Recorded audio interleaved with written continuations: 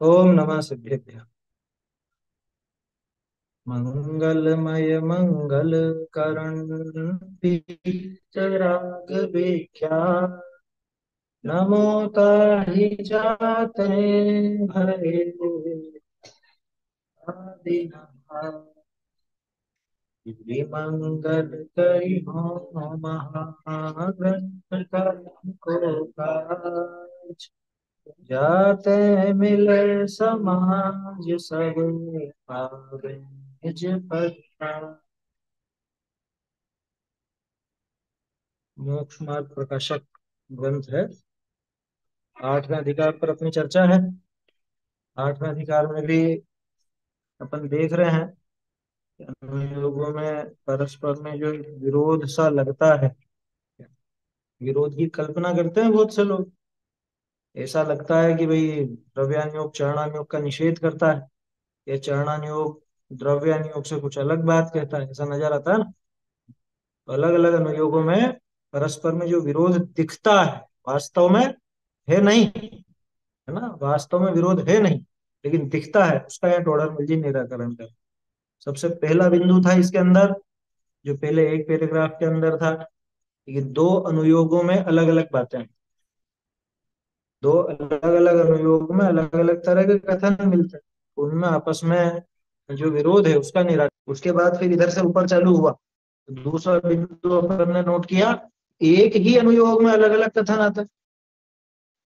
वो बड़ी समस्या है। दो अलग अनुयोगों का तो कथन समझ में आएगी, दो अलग है तो अलग बात करेंगे, लेकिन एक ही अनुयोग में दो अलग अलग तरह की बातें आए तो थोड़ी सी विपरीतता नजर आती।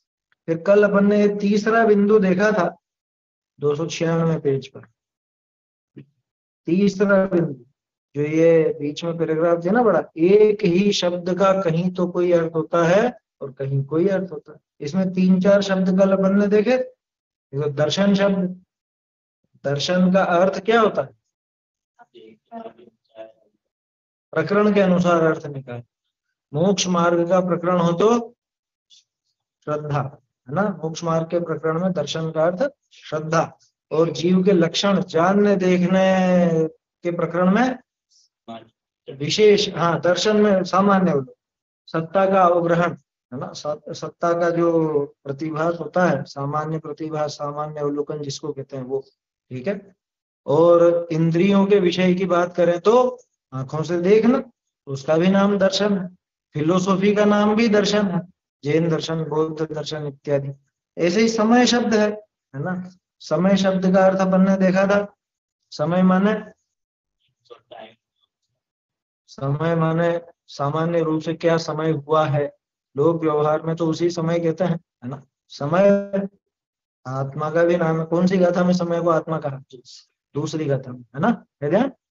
और समय माने सारे पदार्थ, प्रत्येक द्रव्य का नाम समय। कौन सी गाथा में? तीसरी गाथा में, ठीक है ना। दूसरी गाथा के अंदर समय माने आत्मा, स्व समय पर समय की चर्चा है ना वहां पर। और तीसरी गाथा में एकत्व निश्चय समय, वो कौन से समय की बात की? प्रत्येक द्रव्य, प्रत्येक द्रव्य को भी समय का, समय शास्त्र को भी कहते हैं। और समय जैसे अपन कहें, मत को भी कहते हैं। जैन के समय में, यानी कि जैन दर्शन में, जैन मत में, या बौद्ध समय, स्व समय और पर समय से विवाद वर्जित है, उसका आशय यही है, अपने दर्शन वाला और अन्य दर्शन वाला, है ना। वहां स्व समय पर समय का अर्थ ऐसा ही है। तो ऐसे समय शब्द के भी कई अर्थ होते हैं। सूक्ष्म बादर की बात चली थी, तो सूक्ष्म बादर के भी कई अर्थ है। लौकिक में देखो तो बड़ा माने बादर, छोटा माने सूक्ष्म। जीवों की तरफ से देखो तो नहीं, एकेंद्रीय के भेद है सूक्ष्म और बादर। देखो, त्रस आदि तो सारे ही बादर है ना। अब जो एकेंद्रीय है, यानी जो त्रस नहीं है, उनमें बहुत से सूक्ष्म होते हैं और बहुत से बादर होते हैं। तो जो रिद्धि के निमित्त बिना अपने आप रुके नहीं, इधर से उधर गमन कर ले, आर पार हो जाए, रिद्धि के निमित्त से रुके तो रुके, हाँ, उसमें भी कंडीशन होगी कुछ ना कुछ। जो रिद्धि आदि के द्वारा ही रुक सके, बाकी वो होते हैं सूक्ष्म होंगे। और जो एक दूसरे से रुके, एक दूसरे को रोके, टकराए, बाधा पैदा करे, उसका नाम बाधक। रिद्धि कोई भी, जैसे मुनिराज को जो रिद्धियां प्रकट होती है, उस किसी रिद्धि के कारण कोई सूक्ष्म जीवों का रुकना हो तो हो, वो होगा कुछ ना कुछ। हाँ, नाम कर्म के जो भेद है सूक्ष्म और बाधक, वो यही काम कर, अपन सूक्ष्म है या बाधक है, या है ही नहीं। नहीं, जीव तो सभी है, अपन जब भाई संगी पंचेंद्रिय है, वो सूक्ष्म है या बाधक, बस सीधी सी बात। तो बादर में ही आते हैं, ध्यान रखना ना। जैसे अपन त्रस है ना, ऐसे ही बादर, त्रस सारे ही बादर हो। त्रस नाम कर्म के साथ बादर नाम कर्म फ्री आता है, ठीक है। तो बादर ही है सारे के सारे त्रस। और जो स्थावर है, स्थावर में सूक्ष्म और बादर दोनों होते हैं। समझ में आ रही है? चलो, तो ऐसे ही उदीर्णा के बारे में बात आई थी, प्रत्यक्ष के बारे में बात आई थी। प्रत्यक्ष के भी दो तीन अर्थ होते हैं। प्रत्यक्ष में एक तो लौकिक में प्रत्यक्ष कैसा है कि प्रत्यक्ष हमने हमारी आंखों से देखा, प्रत्यक्ष हमारे कानों से सुना, प्रत्यक्ष मेरे सामने की घटना है। तो वो प्रत्यक्ष तो साम व्यवहारिक प्रत्यक्ष जिसे अपन कहते हैं, जैसे लोग व्यवहार में कि भाई मैंने, हमने हमारे सामने देखा, ऐसा वाला अर्थ रहता है। वास्तव में वो प्रत्यक्ष नहीं होता। लेकिन जब प्रमाण आदि की बात की जाए, तो प्रत्यक्ष का अर्थ, प्रत्यक्ष माने स्पष्टता, है ना, निर्मलता, विशदता, जो कि क्षयोपम ज्ञान में नहीं उपलब्ध होती। ऐसी विशदता, ऐसी निर्मलता को प्रत्यक्षपना कहा जाता है, ठीक है। ऐसे अज्ञान शब्द के बारे में बात आई थी। हाँ, एक और चीज देखो, आत्मानुभव के समय उस ज्ञान को प्रत्यक्ष ज्ञान कह दिया जाता है ना। प्रत्यक्ष आत्मा को देख नहीं रहे, लेकिन वो रसास्वादन तो प्रत्यक्ष है ना, उसको अनुभव प्रत्यक्ष कहा जाता है। पच्चखो अनुभवो जम्मा, रहस्यपूर्ण चिट्ठी के अंदर दिया है टोड़ा। अज्ञान शब्द की बात आई। अज्ञान का अर्थ ज्ञान नहीं होना, ये भी होता है, और अज्ञान का अर्थ विपरीत ज्ञान भी होता है। ज्ञान का अभाव यानी ज्ञान नहीं होना, नहीं जान पाना, ये औदैहिक है या क्षयोपशमिक है? औदैहिक है ना, कर्म के उदय की वजह से नहीं जान पा रहे, ज्ञानावरणी का उदय है तो नहीं जान पा रहे, ठीक है ना। और क्षयोपशमिक अज्ञान कौन सा होगा? मतलब जैसे 11 नोटबुक का ज्ञान भी हो जाता है, तो मतलब मिथ्या दर्शन हो या संपर्क दर्शन, दोनों में से कोई सा भी हो, तो भी ज्ञान रहता है उसे शायद ऑप्शन। नहीं नहीं, वो चीज अलग होगी। भाई अज्ञान की बात कर रहे हैं ना अपन, क्षयोपशमिक अज्ञान नाम किसको दिया? जो हमारा भी ज्ञान का जितना है, वो तो उदय की तरफ जाएगी बात। भाई ज्ञान नहीं होना उसको अज्ञान कहोगे, वो किसकी वजह से? उदय की वजह से, तो वो तो उदय का ज्ञान, ठीक है ना। लेकिन जो अपन विपरीत जान रहे, वो विपरीत जानना क्षयोपशमिक अज्ञान। मिथ्या ज्ञान को क्षयोपशमिक अज्ञान कहते हैं। बिल्कुल बेसिक से जुड़कर चलो, तब तो और सूत्र में तुमने पढ़ा ना, है उदयिक भाव के 21 भेद, क्षयोपशमिक के 18 भेद, है ना। तो क्षयोपशमिक में भी अज्ञान नाम लिया, और उदयिक में भी अज्ञान नाम लिया। तो उदयिक अज्ञान के कोई भेद नहीं होते, क्यों कि कर्म के उदय में नहीं जानना, ज्ञानावरणी कर्म का उदय है, नहीं जान रहे हैं, उसका एक ही भेद, उसका और कोई भेद नहीं होता। और क्षयोपशमिक अज्ञान माने वो जो कुमति ज्ञान, कुश्रुत ज्ञान, विभंग ज्ञान, ये है क्षयोपशमिक अज्ञान, माने जानने रूप अज्ञान। औदैहिक अज्ञान नहीं जानने रूप अज्ञान, दोनों में अंतर समझ में आया? ये जानने रूप अज्ञान का मतलब ये मिथ्या ज्ञान, और औदैहिक अज्ञान जो जानने नहीं जानने रूप अज्ञान। औदैहिक अज्ञान कहाँ तक होगा, कौन से गुण स्थान तक हो सकता है? 12वें तक हो सकता है। और क्षयोपशमिक अज्ञान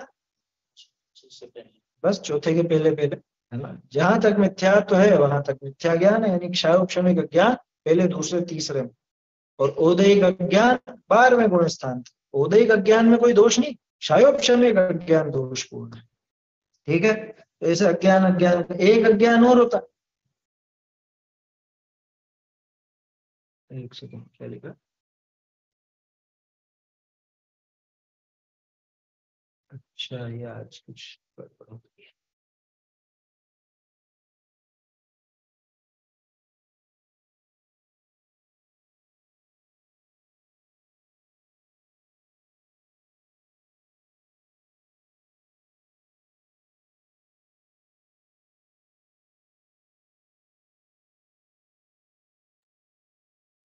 आवाज आ रही है बराबर अभी? हाँ हाँ। चलिए, तो ये अज्ञान समझ में आया। औदैहिक अज्ञान और क्षयोपशमिक अज्ञान। तो एक तीसरा अज्ञान और है, ज्ञान का सर्वथा अभाव। जैसे पत्थर में ज्ञान है या अज्ञान है? पत्थर में ज्ञान का अभाव है, इसलिए उसको भी अज्ञानी कहते हैं। तो जीव कभी ऐसा अज्ञानी नहीं होता। जीव कम जानने रूप अज्ञानी होता है या मिथ्या जानने रूप अज्ञानी होता है, लेकिन ज्ञान के सर्वथा अभाव रूप अज्ञानी नहीं होता। हाँ, जीव में ज्ञान तो होगा ही सी। ठीक है, ऐसा समझ में। ऐसी उदीरणा के बारे में भी बात आई थी। तो उदीरणा में जहां पे बात आए कि देवों के उदीरणा नहीं कही, तो वहां पे ऐसा समझना कि देवों के जो आयु का क्षय, जिसको अपन अकाल मरण कहते हैं, अनपवर्त आयु बोलते हैं, वो नहीं बताई। बाकी उदीर्णा करण, 10 प्रकार के जो करण होते हैं कर्म के, कर्मों के 10 करण ध्यान है। सत्ता, उदय, जीर्ण, उत्कर्षण, कर्षण,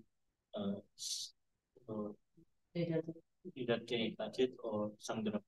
एक और बच गया, उपशम। उपशम, है ना? ऐसा है। तो ये 10 प्रकार के जो करण हैं, 10 प्रकार के करणों में अपने को जो उदीर्णा बताई, वो उदीर्णा तो देवों के पाई जाती, लेकिन आयु का अपवर्तन जो होता है वो उदीर्णा उनके नहीं पाई जाती। तो कहीं पर जब ऐसा कथन मिले ना कि देवों के उदीर्णा नहीं होती, तो उसका आशय क्या, कि देवों के आयु का अपवर्तन नहीं होता, इतना मात्र लेना। बाकी उदीर्णा का अर्थ मत लेना वहां। ठीक है ना? यहां तक की बात अपनी हो गई थी। अब इसी बिंदु में अपन आगे देखते हैं। ढूंढारी से मैं बोलूंगा, यहाँ पे नीचे। हाँ, तथा एक ही शब्द के पूर्व शब्द।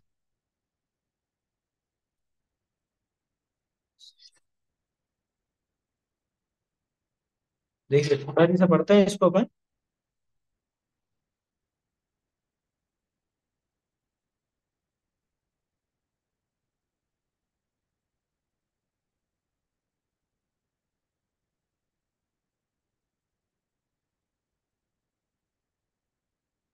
जिन वाला ये भी तो हो गया था, है ना?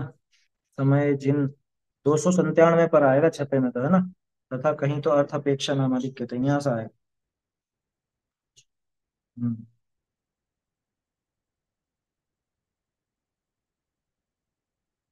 बहुरी, कहीं तो अर्थ अपेक्षा नामाधिक कहिए है, कहीं रूढ़ी अपेक्षा नामाधिक कहिए। जहां रूढ़ी अपेक्षा नामाधिक लिखा हुई, तहां वाका शब्दार्थ न ग्रहण करना। वाका रूढ़ी रूप अर्थ हुई, सो ही ग्रहण करना। जैसे सम्यक त्वादिक को धर्म कया, तहाँ तो ये जीव को उत्तम स्थान विषय धारे है, ताते या का नाम सार्थ है। बहुरी धर्म द्रव्य का नाम धर्म कया, तहाँ रूढ़ी नाम है, या का अक्षरार्थ न ग्रहणा। इस नाम धारक एक वस्तु है, ऐसा अर्थ ग्रहण करना। ऐसे ही अन्यत्र जान। बहुरी, कहीं जो शब्द का अर्थ होता होई, सो तो न ग्रहण करना, अर्थ हाँ प्रयोजन भूत अर्थ होई, सो ग्रहण करना। जैसे कहीं किसी का अभाव कया होई, और तहाँ किंचित सद्भाव पाइए, तो तहाँ सर्वथा अभाव न ग्रहण करना। किंचित सद्भाव को न गिणी अभाव कया है, ऐसा अर्थ जान। सम्यक दृष्टि के रागादिक का अभाव कया, तहाँ ऐसे अर्थ जानना। अ, तहाँ ऐसे अर्थ जानना। बहुरी नो कषाय का अर्थ तो ये कषाय का निषेध, सो तो अर्थ न ग्रहण करना। और यहाँ क्रोधादि सारिखे एक कषाय नहीं, किंचित कषाय है, ताते नो कषाय है, ऐसा अर्थ ग्रहण करना। समय सार का कलशा विषय यह कया, धोबी का दृष्टांतवत।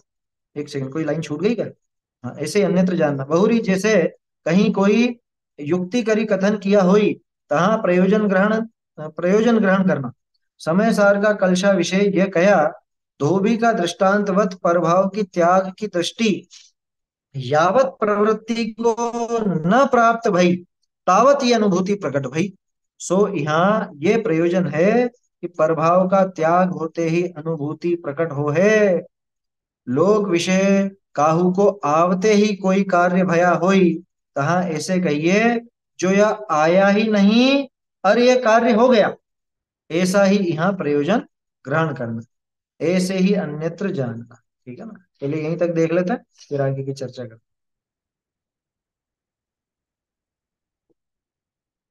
देखो बहुत काम का है ये जो चैप्टर है ना, ये समझने में बहुत काम का है, क्योंकि लोग बाग क्या है, धर्म के विषय में नहीं समझे, बाकी लौकिक में तो समझ जाए, लौकिक में तो समझ जाएंगे, लेकिन धर्म के क्षेत्र में जब बात आएगी ना तो वो लकीर के फकीर बन के, अरे नहीं ऐसा लिखा है, ऐसा लिखा है, ऐसा ही समझो। अरे भैया, आचार्य देव भी अपने ही समाज से निकले थे, तो अपने ही समाज में जो भाषा प्रचलित है वो उसी भाषा का प्रयोग करके समझाएंगे ना। क्या कहा है कि कहीं तो अर्थ की अपेक्षा नामाधिक कहिए, कहीं रूढ़ी अपेक्षा नामाधिक कहिए। कोई कोई प्रकरण ऐसा होता है जहां पे जो लिखा है उसका वैसा ही अर्थ लगाना, और कहीं कहीं रूढ़ी से कहा जाता है। रूढ़ी से का क्या मतलब? परंपरा से। हाँ, परंपरा से नाम जो चला आ रहा है, ठीक है ना, रूढ़ी से। जैसे मान लो अब कोई 80-90 साल का हो गया हो और उसके बाद भी रूढ़ी से नाम चल पड़ा भाई साहब, जैसे वो अलवर वाले पंडित जी थे ना, किशन चंद जी अलवर, उनका उपनाम ही हो गया भाई साहब। क्या, उनके साथ नाम के साथ ही भाई साहब लिखा जाए, तो अब ये बताओ वो भाई साहब है क्या? है? अब कोई बिल्कुल उनके परपोते के बराबर हो तो वो भी उनके लिए भाई साहब बोलेगा। ये रूढ़ी से चला हुआ है। समझ में आई बात? रूढ़ी माने एक लोक रूढ़ी से जो नाम चल पड़ा सो चल पड़ा, होता है कई बार ऐसा। हाँ, युगल जी को बाबूजी बोलते हैं अपन सब। अब सबके तो बाबूजी नहीं थे, लेकिन बाबूजी नाम चल पड़ा। ऐसे बहुत से हैं। किसी का नाम चल गया हो जैसे मामा, तो वो मामा ही कहलाता है, जगत मामा हो जाता है। भुआ जी तो भुआ जी कहलाने लग जाती है, सारे जगत की भुआ जी हो जाती है। ऐसा होता है। तो खैर, वो तो सरल है, कोई ऐसी दिक्कत वाली बात नहीं। कहने का अर्थ ये है कि कहीं पर तो नाम रूढ़ी अपेक्षा होता है और कहीं पर अर्थ जैसा हो। जहाँ रूढ़ी अपेक्षा नाम आदि लिखा हुई, तहाँ वाका शब्दार्थ ग्रहण, शब्दार्थ न ग्रहण करना, वाका रूढ़ी रूप अर्थ होई सो ही ग्रहण करना। अब ये तो अपने को क्या है, प्रकरण देख करके समझना पड़ेगा। पहले भी टोडरमल जी ने उदाहरण लिया था प्रथमान्योग आदि के संबंध में, कि वहां कई बार अन्य मत के प्रचलित नाम भी लिए जाते हैं, है ना। जैसे मंगल के लिए कुछ कहा, रूढ़ी में नाम चल रहा है, वो भी अन्य मत की रूढ़ी में चल रहे हैं तो भी चल ही जाते हैं, है ना? तो ऐसा यहाँ पर समझना। यहाँ पे उदाहरण भी बहुत बढ़िया दे रहे हैं। जैसे सम्यक तो आदि को धर्म गया, तहाँ तो ये जीव को उत्तम स्थान विषय धरे है, ताते या का नाम सार्थ। सार्थ का मतलब सार्थक है ना। भाई सम्यक दर्शन क्या करता है? सम्यक दर्शन उस जीव को खोटे स्थान से, पाप के स्थान से छुड़ाकर उत्तम स्थान में, सुख के स्थान में धर देता है। धर्म की ही परिभाषा पढ़ी ना, रत्नकरण शावकाचार्य में क्या परिभाषा थी धर्म? संसार दुखत सत्वान यो धर्म चित्त। जो संसार के दुखों से छुड़ा करके जीवों को उत्तम सुख में धर देता है, सो धर्म है, उसका नाम धर्म कहा जाता है ना। तो सम्यक दर्शन को जब धर्म कहा जाए तो ये रूढ़ी से कहा जा रहा है या वास्तव में अर्थ सहित कहा जा रहा है? सम्यक दर्शन को धर्म कहा तो रूढ़ी से कहा या सार्थ कहा? सार्थ कहा। क्यों? क्योंकि सम्यक दर्शन वास्तव में जीव को धर्म में, उत्तम सुख में स्थित कर देता है, इसलिए सम्यक दर्शन में धर्म का लक्षण घटित होता है, तो उसको तो धर्म कहना वाजिब है। बहुरी धर्म द्रव्य का नाम धर्म गया, कहा रूढ़ी नाम है ना। धर्म द्रव्य को भी तो धर्म कहा ना, ये धर्म द्रव्य। अरे, पुण्य को ही धर्म कहा, वो भी एक रूढ़ी। क्या? सहायक देखने की रूढ़ी। सहायक देख करके कह दिया। पुण्य वास्तव में जीव को उत्तम सुख में नहीं धरता, लेकिन वो उसका सहायक होता है, इसलिए उसको भी नाम दे दिया। ठीक है। तो धर्म द्रव्य का नाम धर्म कया तहाँ रूढ़ी नाम है, या का अक्षरार्थ न ग्रहणा। इस नाम धारक एक वस्तु है, ऐसा अर्थ कि भाई धर्म नाम का एक पदार्थ है, ऐसा उसको ग्रहण करना चाहिए, कि वास्तव में वो धर्म नहीं। धर्म द्रव्य वास्तव में धर्म नहीं है ना, इस नाम का एक पदार्थ। ऐसे ही और भी जगह लगा सकते हैं। कोई व्यक्ति हो, अब वो नाम है अमरलाल, और गुजर गया। ये कौन मरा? कि अमरलाल जी मर गए। बताओ, अमरलाल मर गया है? ये संभव है कभी कि अमरलाल मर गया? और दादा एक दोहा बोला करते थे पहले, कि वो कंचनिया, कंचनी नाम है उसका, रानी है या कुछ ऐसा ही नाम है, वो तो लकड़ियां बीन करके ला रही है, झाड़ू पोंछा कर रही है। अपने यहाँ थी ना वो, एक रानी थी तो सही, वो उसका काम यही था, झाड़ू पोंछा वगैरह यही। नाम तो रानी है। पहले आती थी, है ध्यान, इधर गली में रहती थी। हाँ। हाँ, है ना। मतलब नाम की तो रानी, लेकिन काम तो ऐसा ही। ठीक है ना, अमरलाल। और अमरलाल जी की अर्थी जारी, बताओ। ये रूढ़ी से नाम है, लोग रूढ़ी में नाम रख दिए गए, नाम निक्षेप से नाम रखे गए। नाम निक्षेप क्या है? नाम निक्षेप रूढ़ी तो है, लोग रूढ़ी चलाने के लिए दिया गया नाम, वो नाम निक्षेप, ऐसा पहचान के लिए। ठीक है, ऐसा ही है। अब जैसे किसी का नाम बहुत ऐसा हो, है? नाम तो कुछ शांति कारक हो, है? शांति देवी हो, और दिन भर मान लो झगड़े ही करते रहे किसी से, है? समझ में आई बात? ऐसा है। खैर, वो रूढ़ी है, लोग रूढ़ी से नाम। ऐसे ही अन्यत्र जानना, इसी तरह से अन्य जगह भी लगा लेना।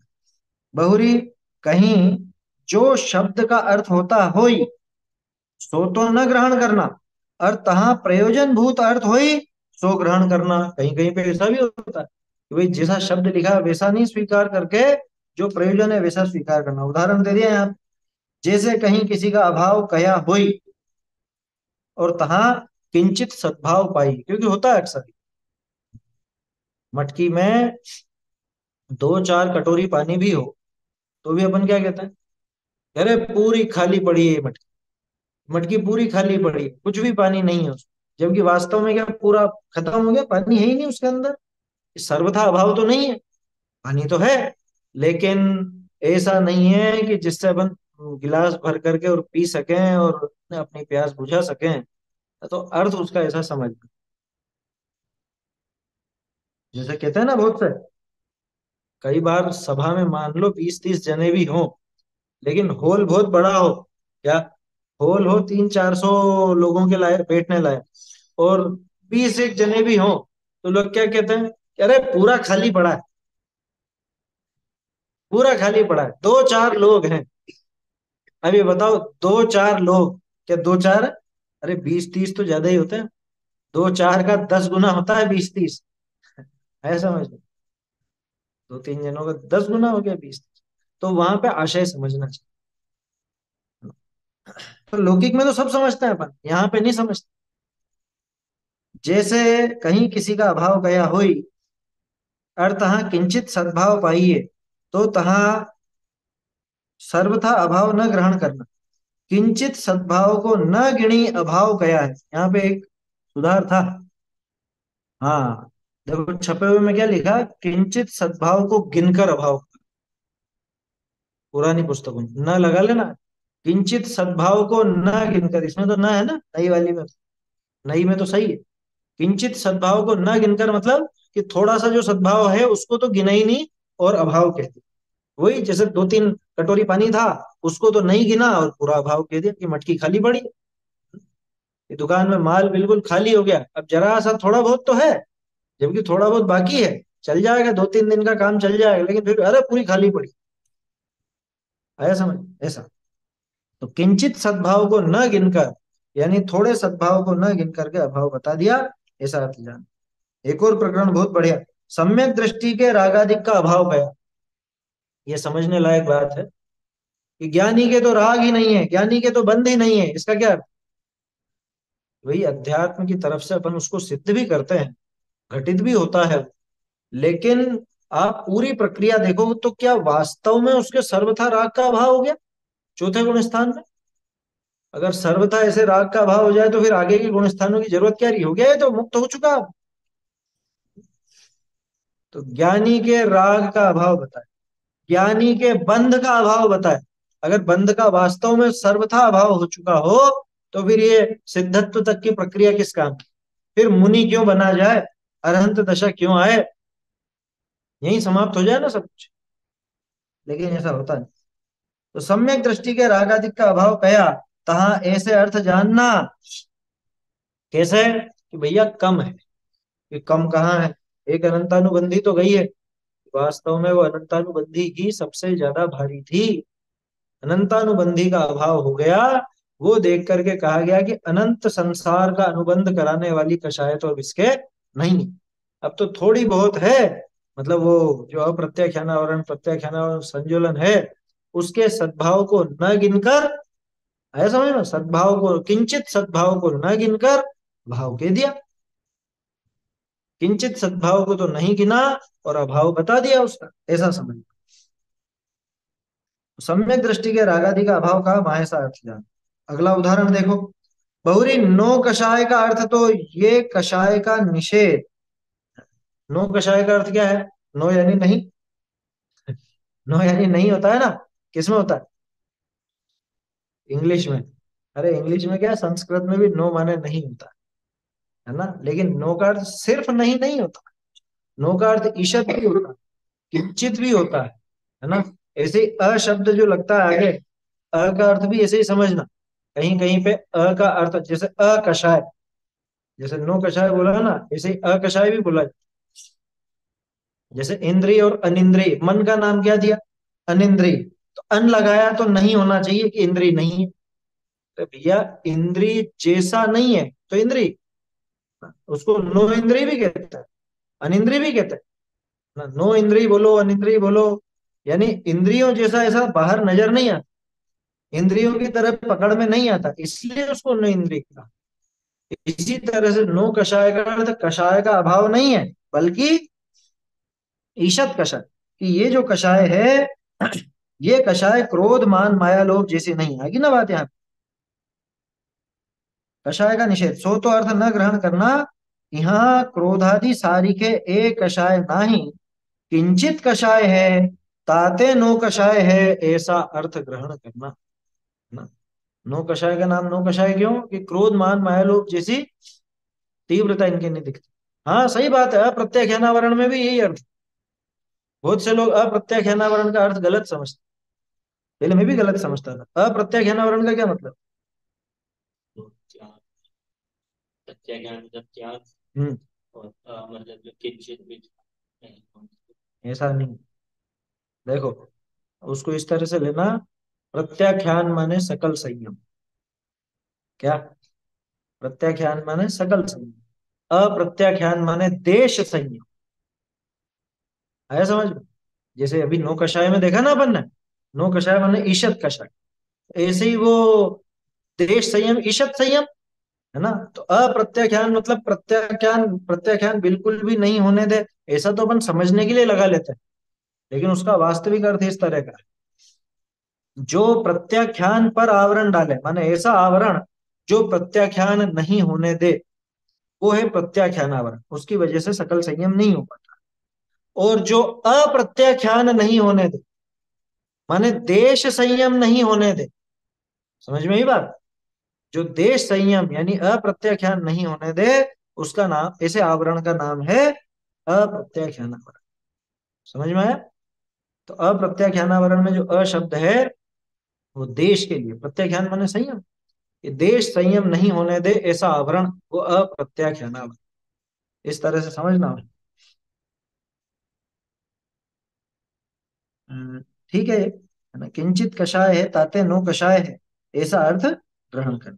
ऐसे ही अन्यत्र जानना, तो ये एक बिंदु और निकल गया इसमें कि भाई जहां जैसा नाम लिखा हो वहां वैसा ही नहीं समझना। कोई कोई नाम तो सार्थक होता है और कोई नाम रूढ़ी से चलता है। दूसरी बात, जैसा लिखा है जरूरी नहीं वैसा ही अर्थ नहीं। जैसे अभी अपन ने उदाहरण देख लिया ना, अभाव बता दिया, अप्रत्यक्ष अनावरण बता दिया। अब अगला पैराग्राफ, बहुरी जैसे कहीं कोई युक्ति करी कथन किया हुई, तहाँ प्रयोजन ग्रहण करना। तो कहीं कहीं पर ऐसे डायलॉग भी लिखते हैं आचार्य। ये साहित्यिक एक प्रकार होता है, या किसी बात को बढ़ा चढ़ा के लिखना, या कुछ ऐसा इस टोन में बात करना जो उसका एक व्यंग्यात्मक असर पड़े, ऐसा भी कहते हैं आचार्य। तो युक्तियों का प्रयोग होता है, लिखा ना ये। हम्म, युक्ति करी कथन किया हुई, तहाँ प्रयोजन ग्रहण कर। समय सार का कलशा विषय, धोबी यह कहा, धोबी का दृष्टांतवत, प्रभाव का त्याग की दृष्टि यावत प्रवृत्ति को न प्राप्त भई, तावत ये अनुभूति प्रकट। कौन सा है ये? 29वां, नीचे दिया है ना। हाँ?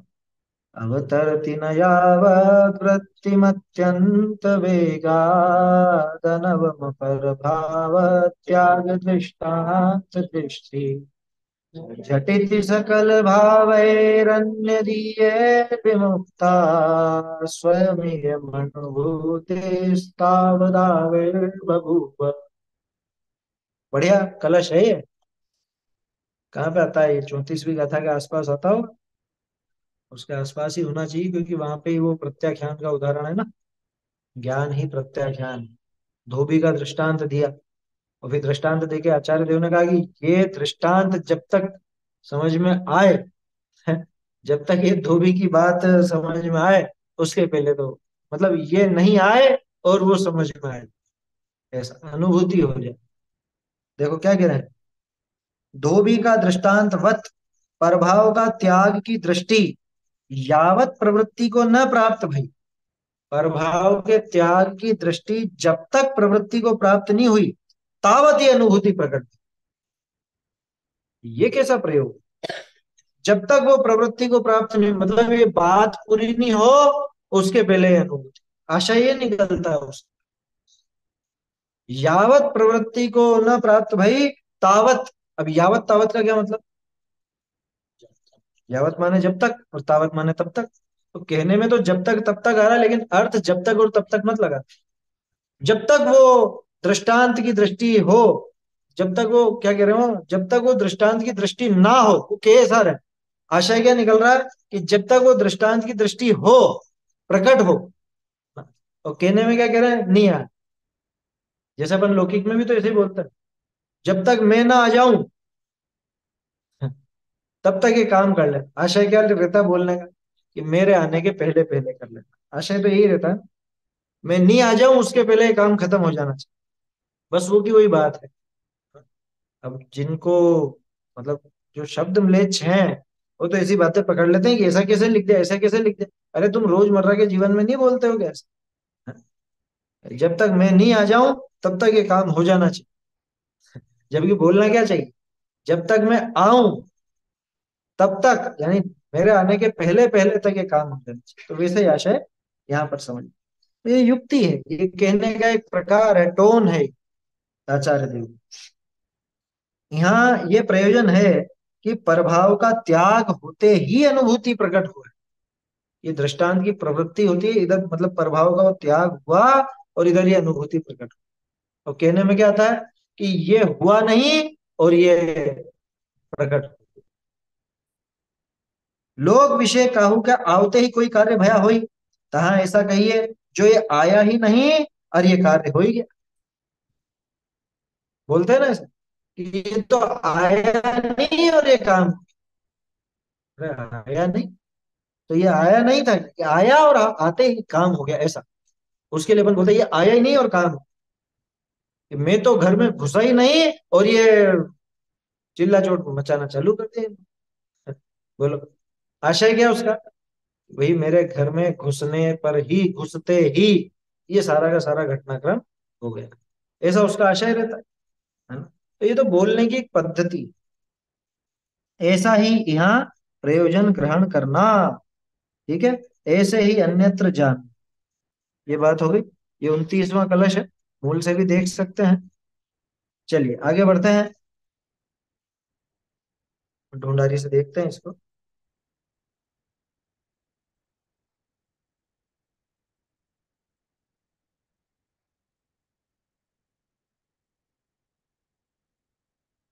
बहुरी जैसे कहीं प्रमाण आदि किछु कया हुई, सोई तहा न मान लेना, तहा प्रयोजन होई सो जानना। ज्ञानार्णव विषय ऐसा कहा है कि अबार दो तीन सत्पुरुष हैं, सो नियम ते इतने ही नहीं, यहाँ थोड़े हैं, ऐसा प्रयोजन जानना, ऐसे ही अन्यत्र जानना।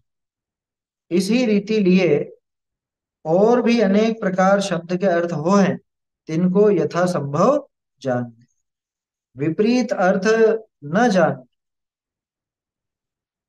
देखो अब ये पॉइंट तो यही खत्म हो रहा है, लेकिन आगे पढ़ लेते हैं और अपन आगे पढ़ करके फिर बात करते हैं। बहुरी जो उपदेश होई, ताको यथार्थ पहचानी, जो अपने योग्य उपदेश होई, ताका अंगीकार करना। जैसे वैद्यक शास्त्र ने विषय अनेक औषधि कही, इनको जाने और ग्रहण तिसी का करे, जा करी अपना रोग दूर होई। आपके शीत का रोग होई तो उष्ण औषधि का ही ग्रहण करे, शीतल औषधि का ग्रहण न करे। यह औषधि औरनी को कार्यकारी है, ऐसा जाने। तैसे जैन शास्त्रनी विषय अनेक उपदेश हैं, तिनको जाने और ग्रहण तिसी का करे, जाकरी अपना विकार दूर, अपना विकार दूर हो। आपके जो विकार होई, ताका निषेध करण हरा उपदेश को ग्रहे, तिसका पोषक उपदेश को न ग्रहे। यह उपदेश औरनी को कार्यकारी है, ऐसा जाने। यहाँ उदाहरण कहिए। जैसे शास्त्र विषय निश्चय पोषक उपदेश है, कहीं निश्चय पोषक उपदेश है, कहीं व्यवहार पोषक उपदेश है। तहाँ आपके व्यवहार का आधिक्य होई, तो निश्चय पोषक उपदेश का ग्रहण करी, यथावत प्रवर्ते। और आपके निश्चय का आधिक्य होई, तो व्यवहार पोषक उपदेश का ग्रहण करी, यथावत प्रवर्ते। बहुरी पूर्वे तो व्यवहार श्रद्धांते आत्मज्ञानते भ्रष्ट हो ही रहा था। पीछे व्यवहार उपदेश ही की मुख्यता करी, आत्मज्ञान का उद्यम न करे। अथवा पूर्वे तो निश्चय श्रद्धांते वैराग्यते भ्रष्ट हो ही स्वच्छंद हो ही रहा था। पीछे निश्चय उपदेश ही की मुख्यता करी, विषय कषाय को पोषे। ऐसे विपरीत उपदेश ग्रहण बुरा ही होई। बहुरी जैसे आत्मानुशासन में, ये तो आगे की बात है, इसको आगे देखेंगे अपन, पहले यहीं तक की चर्चा कर लेते हैं। देखो क्या कहा। बहुरी जैसे कहीं प्रमाण आदि किछु कया ना, कहीं कहीं पे प्रमाण दिया जाता, प्रमाण यानी नाप संख्या इत्यादि। तो कोई संख्या दी हो, तो उसको एज इट इज वैसा का वैसा मत समझ ले भैया, वहां पे प्रयोजन जानना उसका, है ना। यहाँ पे प्रयोजन ग्रहण कर।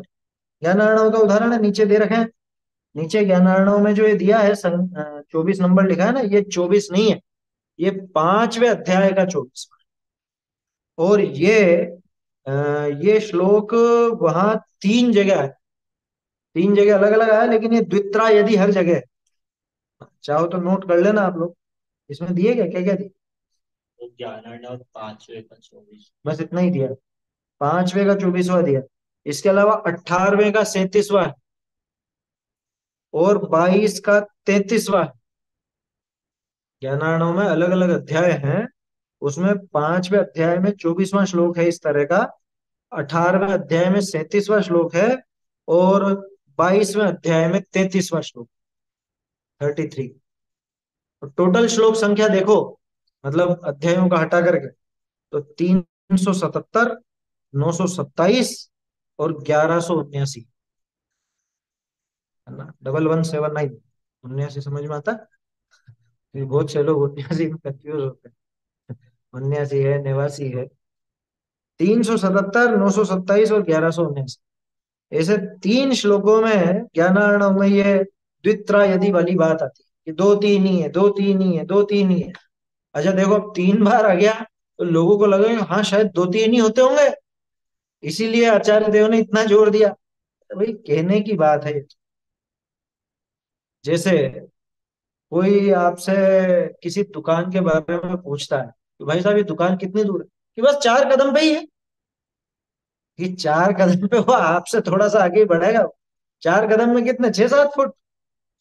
समझ में ही बात, इससे ज्यादा क्या होगा, 6-7 फुट ही दूर है क्या। अब कहने को अपन बोले 4 कदम पे ही है, बस 2 दुकान छोड़ के ही है। अब भले वो 20 दुकान छोड़ के भी है तो भी क्या बोलता है, 2 दुकान छोड़ के, बोलते हैं ना इस तरह से। तो लौकिक में जैसे ही प्रयोग होता है वैसे ही समझना, जो द्वित्रा यदि कहा गया यानी कि 2-3 ही है, माने कम है, ये दिखाना चाहते हैं। जैसे अपन 4 कदम पे का अर्थ है कि पास में ही, यही है ना उसका अर्थ। तो बिल्कुल सामने ही है, इनके घर के सामने ही। अब भले सामने नहीं हो, वो थोड़ी दूर जाके हो, लेकिन कहने का अर्थ यह है कि वो आसपास ही, ठीक है ना। ऐसा क्या कहा, जैसे कहीं प्रमाण अधिक किछु कया हुई, सोई तहा न मान लेना, तहा प्रयोजन हुई सो जानना। ज्ञानार्ण विषय ऐसा गया है कि अबार 2-3 सत्पुरुष हैं, सो नियमते इतने ही नहीं, यहाँ थोड़े हैं, ऐसा प्रयोजन जान। कि भैया थोड़े ही हैं, ज्यादा नहीं है, कम ही है उनकी संख्या, ऐसा यहाँ पर समझना चाहिए। ऐसे ही अन्यत्र जान, और भी लगा सकते हो। सुमेरु पर्वत कितना कि 1 लाख है। 1 लाख क्या है, 1,40,000 की, तो 40,000 की तो चूलिका है उसका। उस चूलिका के ऊपर जाकर के वो शिलाएं हैं। है समझ, पांडु शिला और रक्त शिला, पांडु कंबला, रक्त कंबला, ये सारे है ना वहां पर। बनवाना चित्र उसमें है वो पूरा। तो बोलो लिखने में क्या आता है, सामान्य रूप से ऐसे आता है 1 लाख। या कहीं पे कोई अ, जैसे आदिनाथ जी की आयु कितनी, 84 लाख पूर्व। एक पूर्व कितना, 70,56,000 करोड़ वर्ष का एक पूर्व। इसकी गणित मालूम है। देखो 84 लाख वर्ष का होता है एक पूर्वांग, और 84 लाख पूर्वांग का एक पूर्व होता है। 84 लाख गुणा 84 लाख करो तो 70,56,000 करोड़ हो जाता है, ठीक है। तो 70,56,000 करोड़ वर्ष का एक पूर्व होता है। अब अपन क्या कह रहे हैं, 84 लाख पूर्व की आयु, माने इसमें 84 लाख और जोड़ दो। जोड़ दो नहीं, 84 लाख से गुणा कर दो। तो मुझे ये बताओ, 1-2 साल ऊपर नीचे नहीं होगा, कि एग्जैक्ट ही होगा बिल्कुल, है। एग्जैक्ट थोड़ी ना होगा। वो तो एक बड़ी संख्या को अपन ऐसे ही कह देते हैं। जैसे किसी किसी के बारे में अपन कहते हैं, वो खबर आती है ना कि इसकी संपत्ति कितनी है, कि इसकी संपत्ति मान लो 10 अरब की है। तो 10 अरब एग्जैक्ट थोड़ी ना है वो, राउंड फिगर के करके कहा जाता है। तो अपन जो राउंड फिगर बोलते हैं, वो ये इस तरह की बात, एक समझाने के लिए, अभिप्राय बताने के लिए, थोड़ा है ऐसा प्रयोजन जान, ऐसे अन्यत्र भी जान लें। इसी रीति लिए और भी अनेक प्रकार शब्द, शब्दनी के अर्थ हो हैं, अनेक प्रकार के शब्दों के अर्थ इस तरह से निकलते हैं। इनको यथा संभव जानने, उनको यथा संभव जान लेना चाहिए, विपरीत अर्थ न जाने। खास चीज ये है, भैया एक तो शब्द म्लेच्छ नहीं बनना, शब्द का अर्थ समझना। और शब्द का अर्थ कैसे समझ में आए, बिना प्रकरण समझे तो शब्द का अर्थ समझ में आ ही नहीं सकता। इसलिए प्रकरण का ज्ञान होना चाहिए, प्रकरण की विवक्षा का ज्ञान होना चाहिए, है ना। उसकी अपेक्षा विवक्षा सही से समझेंगे तो उस शब्द का सही सही अर्थ पकड़ में आएगा, और नहीं तो फिर तो लकीर का फकीर बन जाएगा। और क्या है। तो ये तीसरा बिंदु अपना पूरा हो गया। अब चौथा बिंदु आता है, ये चौथा पॉइंट, बहुरी जो उपदेश होई, ताको यथार्थ पहचानी, जो अपने योग्य उपदेश होई, ताका अंगीकार करना। क्या कहा, भाई उपदेश तो बहुत तरह का है। अब उपदेश का क्या करना, जो कुछ भी उपदेश जानने में आया है उसको पहले यथार्थ पहचान। यथार्थ का मतलब, भाई क्या निश्चय से क्या कहा गया, व्यवहार से क्या कहा गया, वास्तविक अर्थ कैसा क्या है, वो समझो। और समझ करके अपने लायक जो हो उसको ग्रहण कर, है ना। खुद के लिए जो योग्य है ये भी निर्णय करना पड़ेगा, और इसमें बहुत सजग रहने की आवश्यकता है। चक्कर क्या है कि जिसकी जैसी रुचि होती है ना, वो उसी उसी तरह के शास्त्र पढ़ते हैं। जैसे मान लो कोई व्यवहाराभासी है, तो उसको रुचेगा ही चरणा नहीं हो, पहले ही व्यवहाराभासी, क्रियाकांड की रुचि ज्यादा है, और उसको चरणा नहीं होगी प्यारा लग। जबकि उसके लिए कायदे की बात यह है कि वो द्रव्यान योग आदि का अभ्यास करके अपने जीवन में संतुलन रखे। दूसरी तरफ जो निश्चयाभासी हुआ जा रहा है, उसके लिए योग्य यह है कि थोड़ा चरणान योग कर्णान योग आदि का अभ्यास करे, लेकिन वो उनको हे समझ करके पढ़ता ही नहीं। समझ में आ रही है बात? तो ये बहुत काम का पैराग्राफ है, महत्वपूर्ण पैराग्राफ है। देखो 304 पेज पर ये जो अधिकार समाप्त होगा, है ना, आखिरी, जैसा आखिरी प्रकरण यही है, लेकिन एक आखिरी पैराग्राफ और लिखा, अनुयोगों के अभ्यास का क्रम। ये बात उससे मिलती, ये जो उदाहरण दिया ना वैदिक शास्त्र वाला, ये बात उससे मिलती। क्या कहा, देखो फिर से पढ़ता हूँ। जो उपदेश हुई ताको यथार्थ पहचानी, यानी उसको यथार्थ पहचान करके, जो अपने योग्य उपदेश हुई ताका अंगीकार करना। जैसे वैद्यक शास्त्र ने विषय अनेक औषधि कर, औषधियां तो कई तरह की हैं। बहुत सी औषधियां ऐसी हैं जो शरीर में ठंडक करती हैं, बहुत सी औषधियां ऐसी हैं जो शरीर में गर्मी बढ़ाती, ठीक है ना। ताक तिनको जाने, जाने तो सभी औषधियों को, लेकिन ग्रहण किसका करें? हैं? मेडिकल स्टोर पे तो सारी दवाइयां रखी हुई है। अरे किसी का पेट गड़बड़ होता है ना। अब पेट की गड़बड़ दो तरह की, या तो कब्ज हो या दस्त लगे हो। समझ में आई बात? दोनों ही विपरीत है एकदम, दोनों में विपरीतता है। समझ में आ रही है बात? ऐसा तो औषधि तरह तरह की, दस्त बंद करने की औषधि भी होती, और पेट साफ करने, कब्ज मिटाने के लिए वो दूसरी औषधि भी होती है जिससे पेट साफ हो इसका। तो अपने योग्य उपदेश हुई ताका अंगीकार करना, जैसे वैद्यक शास्त्र ने विषय अनेक औषधि कही, तिनको जाने और ग्रहण तिसी का करे, जा करी अपना रोग दूर। भाई रोग जिससे दूर हो दवा तो वही लेनी है ना। यहाँ पे तो दवाई की दुकान में तो सारी दवाइयां हैं कि जान लो ये सारी दवाइयां, लेकिन लेनी कौन सी? लेनी वही जिससे अपना भला हो। समझ में आती है बात? कोई भी उदाहरण ले सकते हो, शरीर में कई तरह की चीजें होती हैं, दो विपरीत चीजें भी होती हैं। भूख लगने की भी दवाई होती है कि भूख ही नहीं लगती साहब, भूख ही नहीं लगती। और एक कि बहुत खा लेते हैं तो दिक्कत होती है, मतलब भोजन पचता नहीं है बराबर। तो तरह तरह की दवाई। अरे सर्दी के बुखार की दवाई अलग ढंग की होगी आयुर्वेद, गर्मी के बुखार की दवाई अलग ढंग की होगी। तो जाने तो सबको, लेकिन जैसा अपने को रोग है, उस रोग को पहचान करके उस तरह की औषधि अपने को ग्रहण करनी चाहिए। वैसी बात है, ठीक है ना। ग्रहण किसी का करे जा करी अपना रोग दूर हो।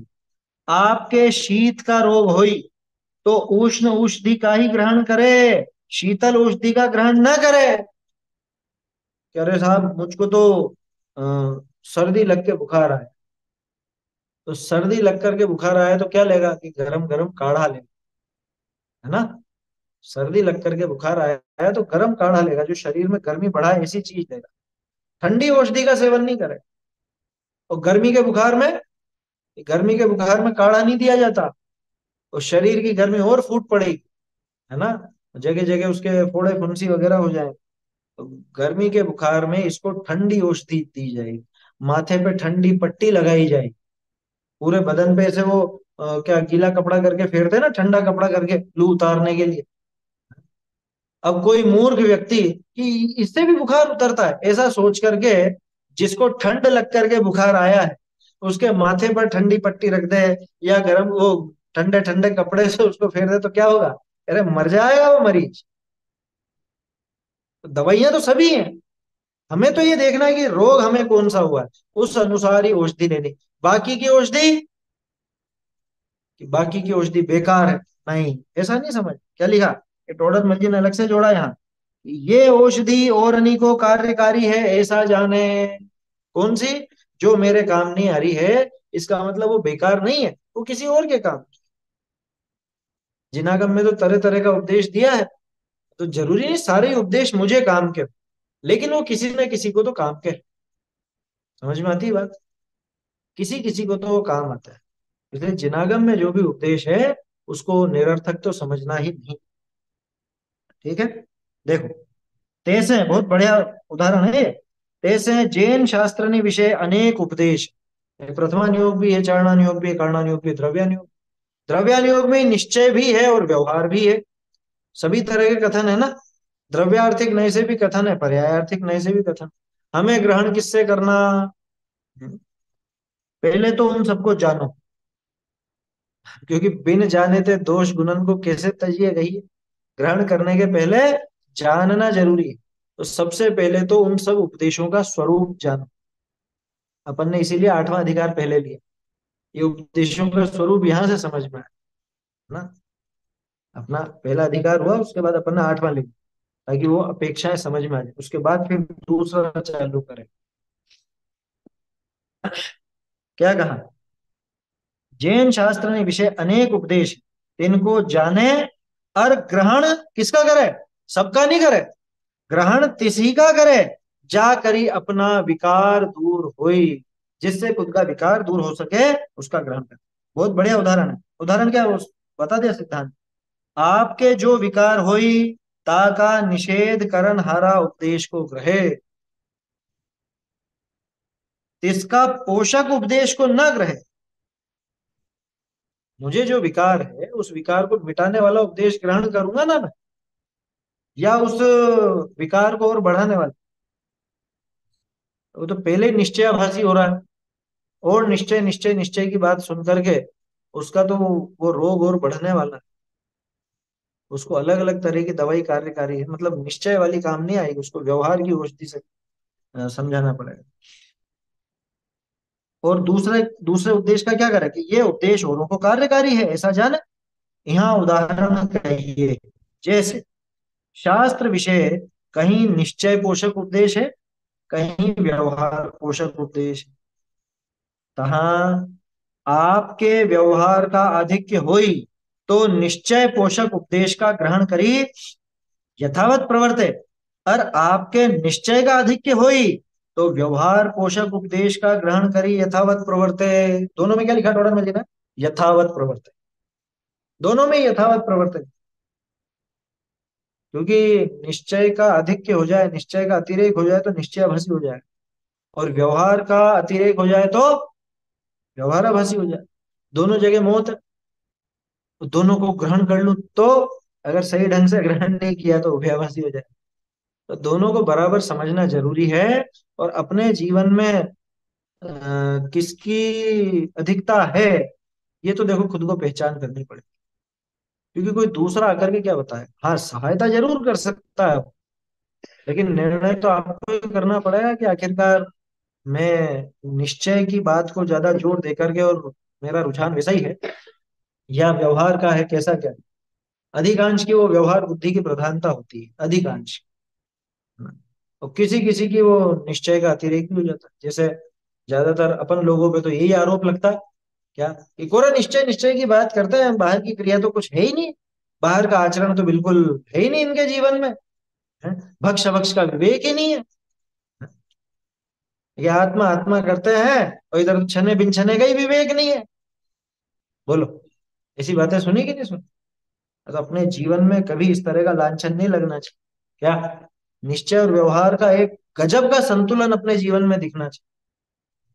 और वो संतुलन उभयाभासी जैसा नहीं हो, वो सम्यक दृष्टि जैसा। उभयाभास नहीं हो जावे कि हमने निश्चय को भी ग्रहण कर लिया, व्यवहार को भी ग्रहण, क्या आत्मा तो शुद्ध भी है अशुद्ध, ऐसा नहीं।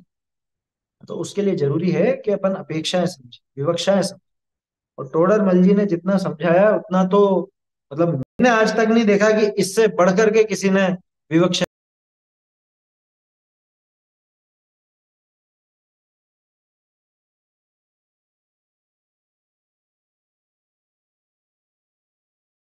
कहीं नहीं मिलेगा। इसलिए इसका अभ्यास कभी मत छोड़ना, है समझ। और ग्रंथों का अभ्यास हो चाहे ना हो, मोक्ष मार्ग प्रकाशक का तो होना ही चाहिए। क्या? इसको छोड़ना मत कभी भी। दूसरे भी पढ़ो भले साथ में, लेकिन इसका निरंतर रखो, क्योंकि ये सारी खिड़कियां खोलने वाला है। अरे क्या बोले अपन, दिमाग की सारी बंद खिड़कियां खोल देता है मोक्ष मार्ग प्रकाशक। ऐसा है। ठीक है। तो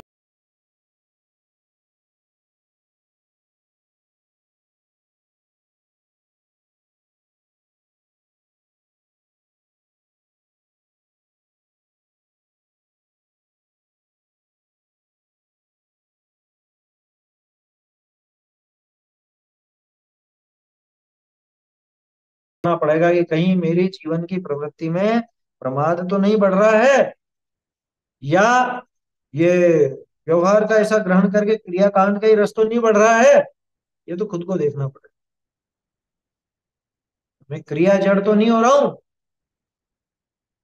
के ही क्रिया जड़ थई रहा शुष्क ज्ञान में के ही, ऐसा आता है कि कोई तो क्रिया में जड़ हो, कोई शुष्क ज्ञान। ये असल में अमृतचंद्राचार्य के कलश का ही पद्यानुवाद जैसा है। तो ये खुद को निर्णय करना पड़ेगा, है ना। यथावत प्रवर्ते, खास बात क्या है, उनका ग्रहण करके यथावत प्रवर्ते बहुरी पूर्वे तो व्यवहार श्रद्धांते आत्मज्ञानते भ्रष्ट हो ही रहा थी,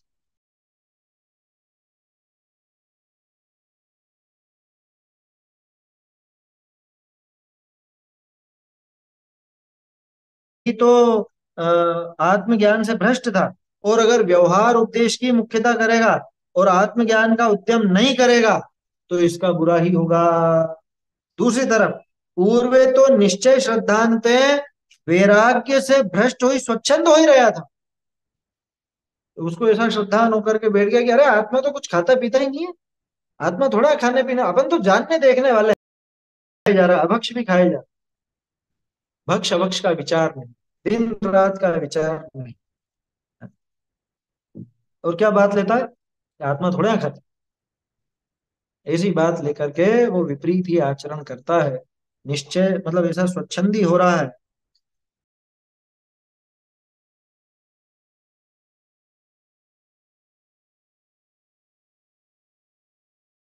कोई ऐसा अगर विपरीत उपदेश ग्रहण करेगा तो बुरा ही होगा। इसलिए ये पैराग्राफ बहुत काम का है, ये और इसके पहले वाला, है ना।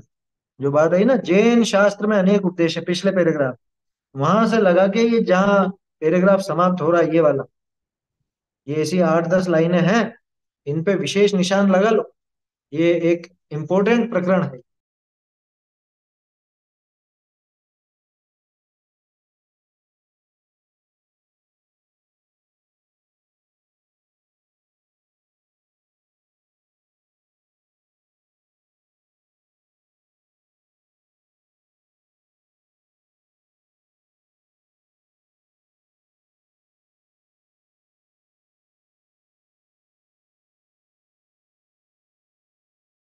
मैं उससे थोड़ा सा विपरीत चल, इसी का खुलासा 304 पेज पे भी आता है, इसी अधिकार के अंतर्गत है कि हमको हमारी प्रवृत्ति के अनुसार बदल बदल करके अभ्यास करना चाहिए, ऐसी बात है।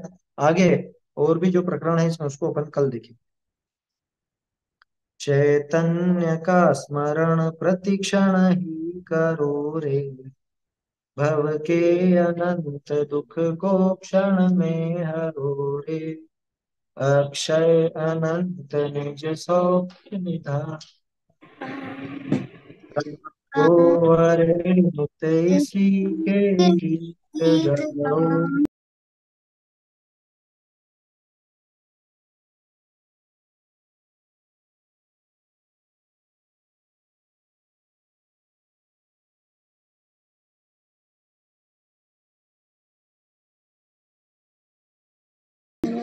जिनवाणी माता की जय।